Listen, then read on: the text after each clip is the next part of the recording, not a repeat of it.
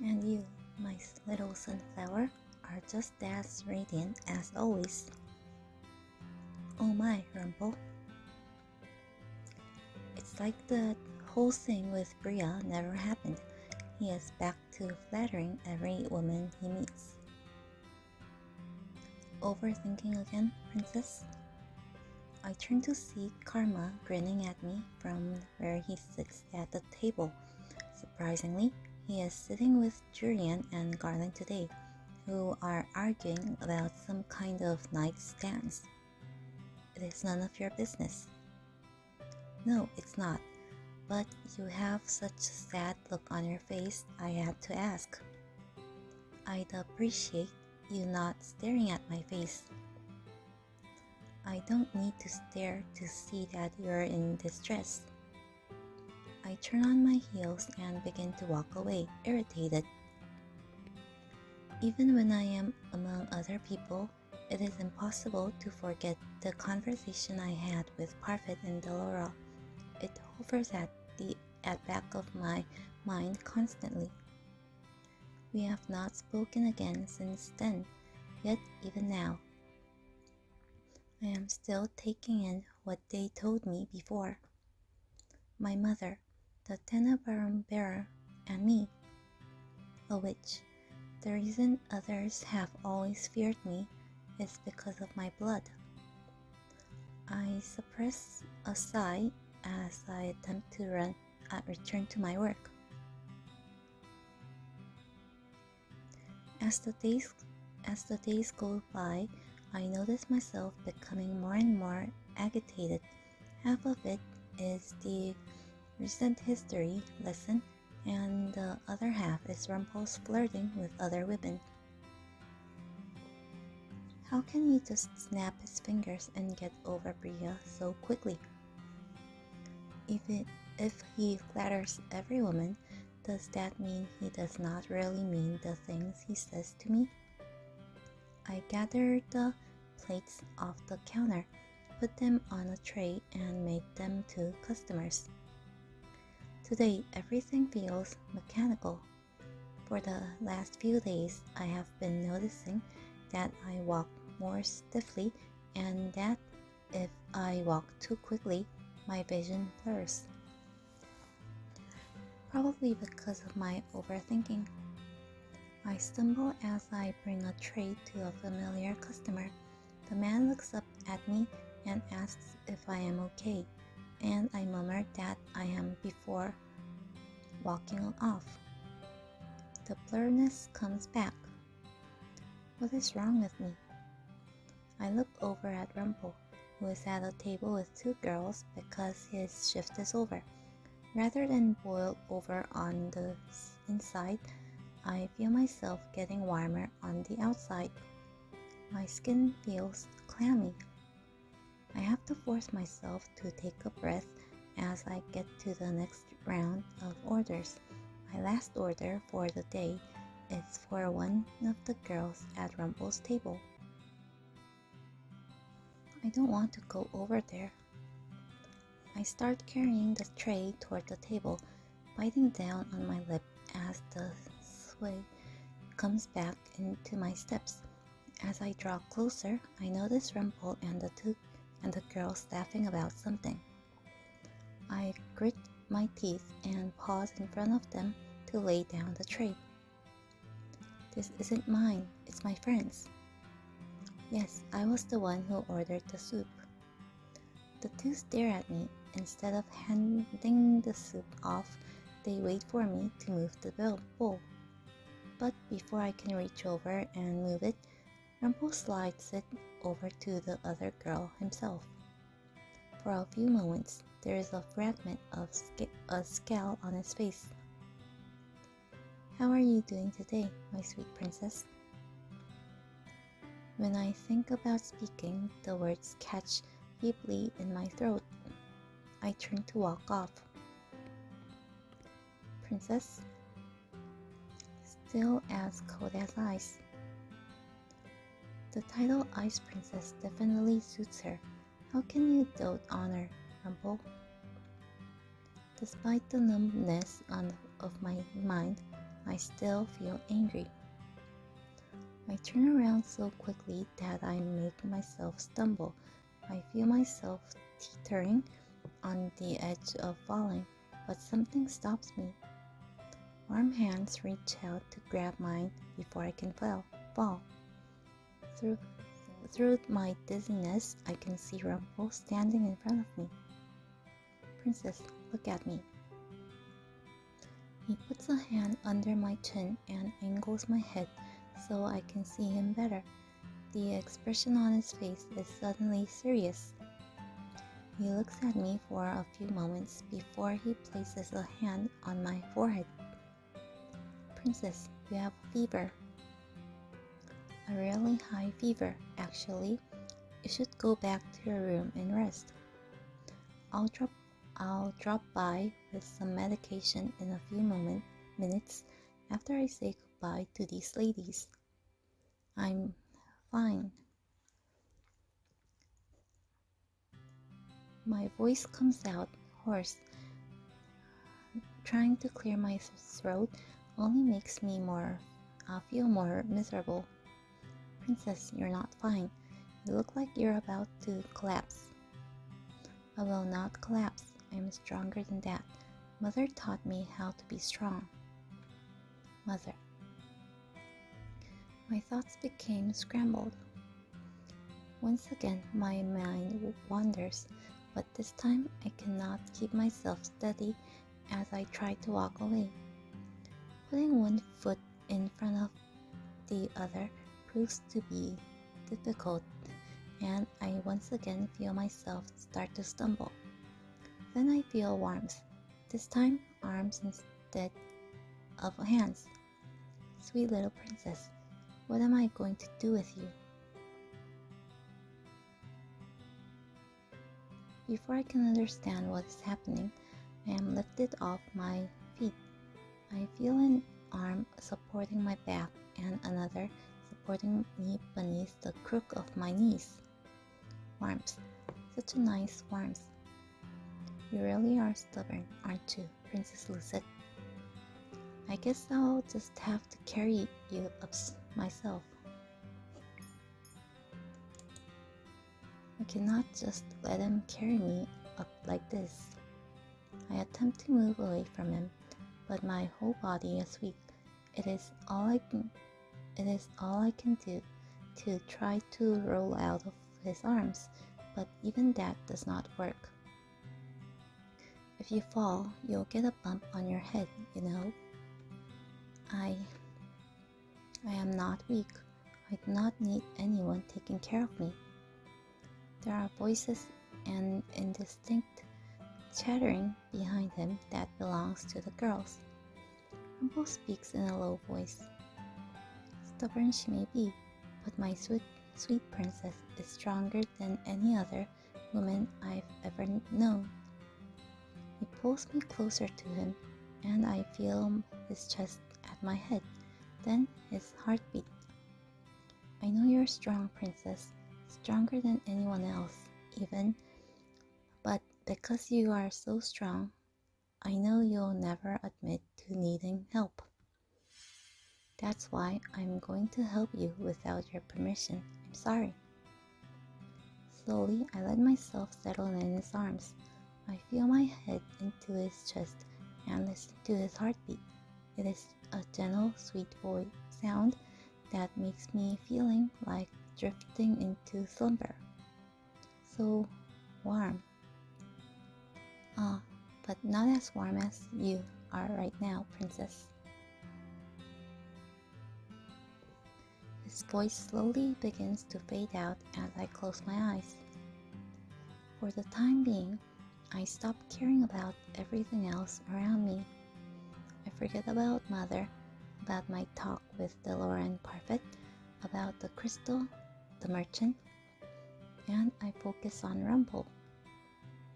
Is it so selfish to want to be the only person held like this by him, even when he was engaged to someone before?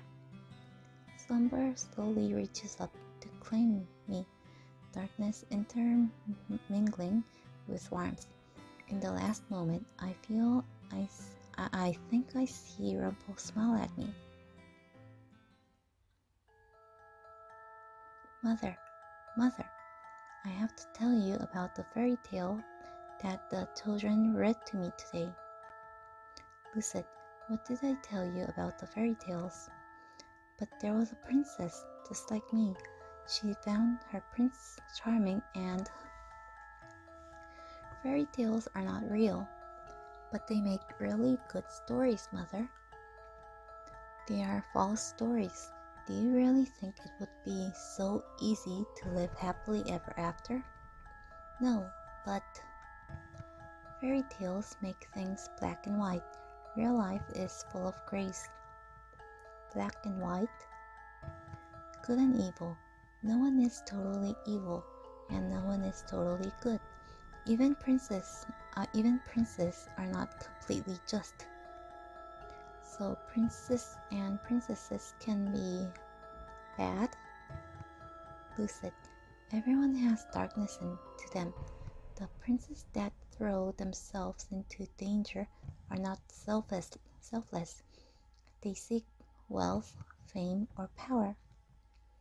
You see, fairy tales are lies because no one is so selfless and so full of love. People are two-faced.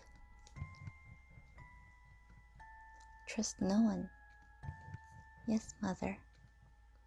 No one will love you like I do. To find pure love like that is impossible.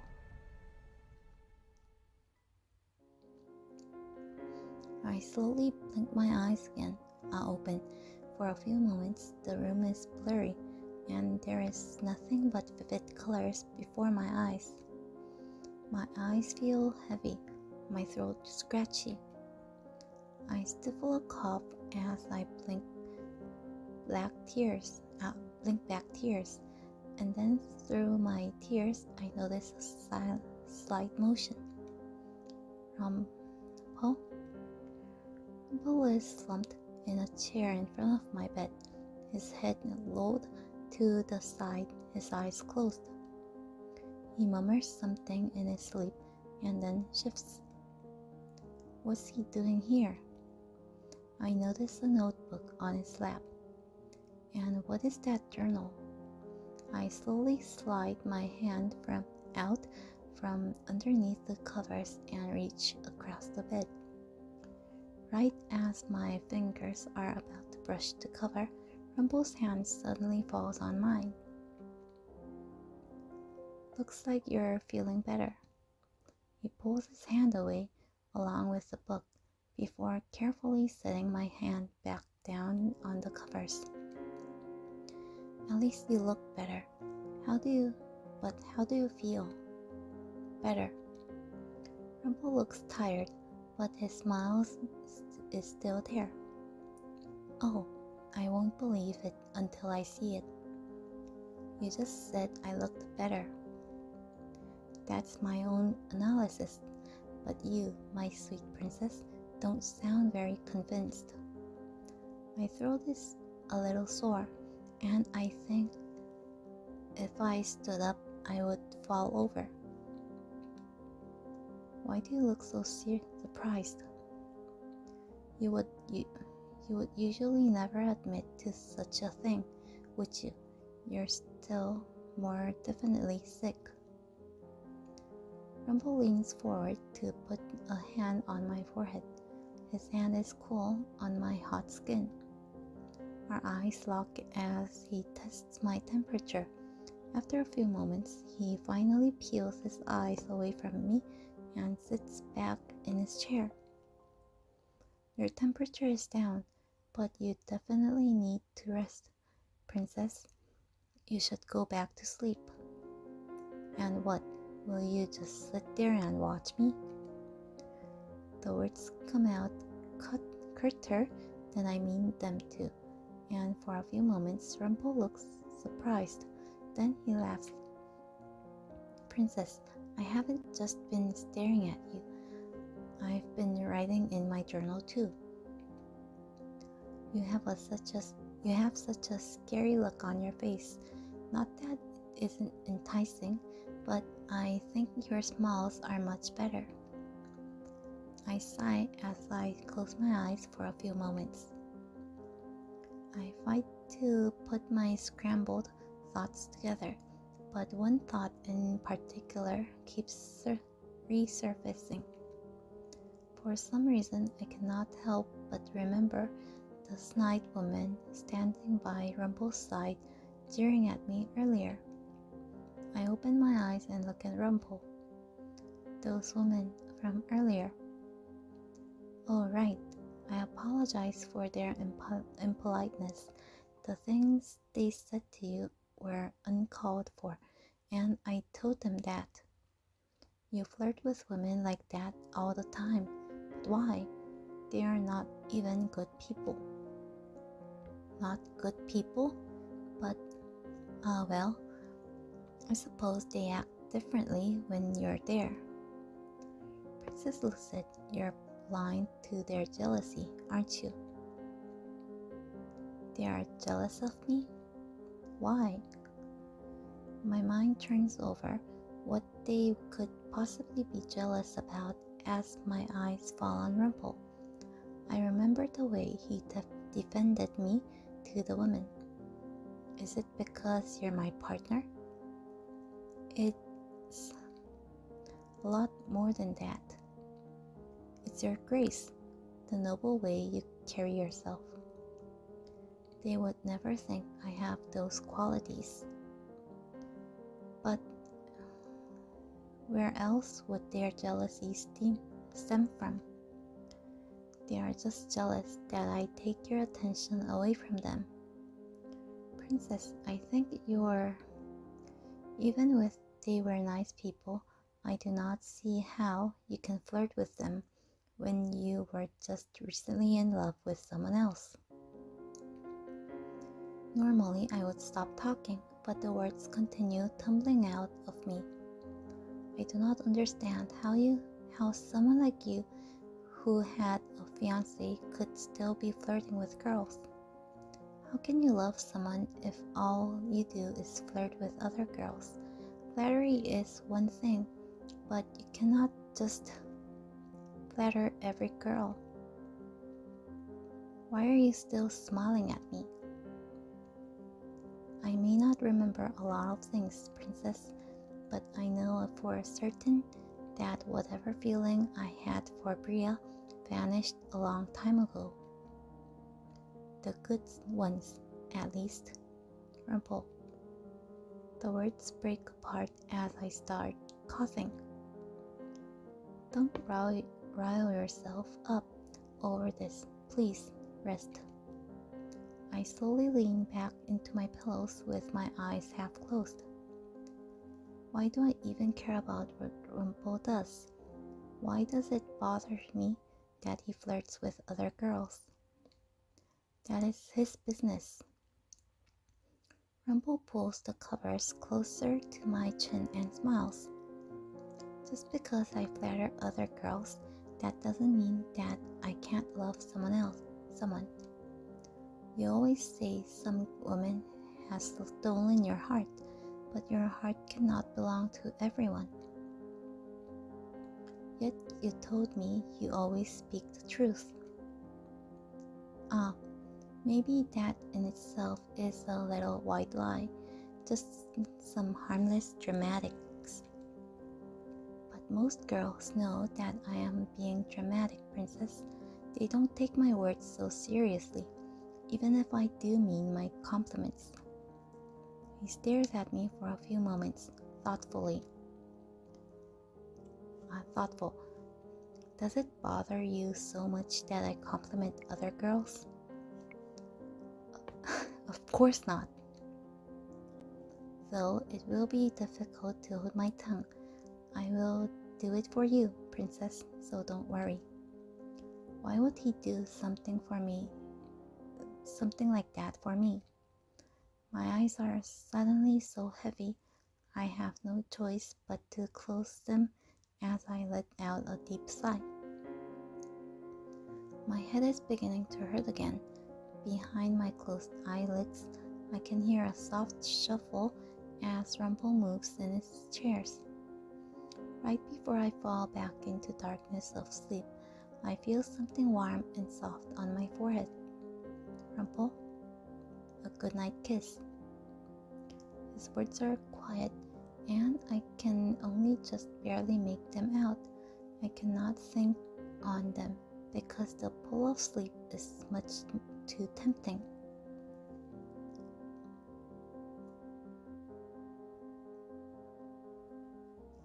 It takes a while, but after several days, Rumpel finally allows me to go back to work. I cannot remember much of what happened when he was watching over me, especially that first day. It is all a little bit of a blur now, like it was all just a dream. Ah, princess, back up on your feet. Yes, I am fine now. Oh, what a relief. Last I saw you, you looked quite pale. When? I dropped in to check on you in your room, but Rumpel was there. He told me that he had everything under control. Why did you need to check on me? Because I was worried, of course. Maybe you've been working too hard. No, I am fine. Just tell me what things need to be done. Are you sure you're okay? She's fine, Anis. Delora suddenly appears before me, smirking. The princess is sturdy and a little too stubborn to let a little sickness get her down. I have not spoken with Delora or Parfit since that night where they decided to tell me about Mother. Just thinking about what they told me, it puts me on edge. Ah, princess, why the sour expression? Allow me to calm you down with a little lullaby. Excuse me? Twinkle, twinkle, little star. How I wonder what you are. Anis, give me those work orders now. Up above the world so high. Anis. Oh, the tables on the west are yours, Princess Lisette. I quickly walk away from the bar and catch only the last little bit of Delora singing. Like a diamond in the sky. She sang that the night I was cursed. Hearing her sing it again is infuriating. The song slowly fades from my mind as I go about my work for the day. I am still a little shaky on my feet, but not so much that I need to go back to bed. As I am walking around the bar, I catch snatches of conversation as I serve food. I hear the king has been meditating argues between his two advisors. That Mithros man, he reminds me of a snake, always smiling that slithery smile of his. That one and Alcaster, apparently there has been no end to their squabbles. The king missed his monthly visit to the town yesterday, didn't he? I wonder if he's sick. There's been no word from the palace, but I suppose he must have come down with something. Nothing would keep the king from visiting otherwise. What is going on at the palace? Ah, you heard about the incident with the royal guards? Apparently, lots of them have been getting dishonorably discharged. Found doing something to dishonor the king's name. Huh? Like what, exactly? Not sure. That information is still under wraps. I am walking forward, not watching where I am going. When I collide with someone in my path, I feel a hand on my shoulder, and then another lifts my chin. If it isn't the sweet, lovely princess, you're looking a little peachy today.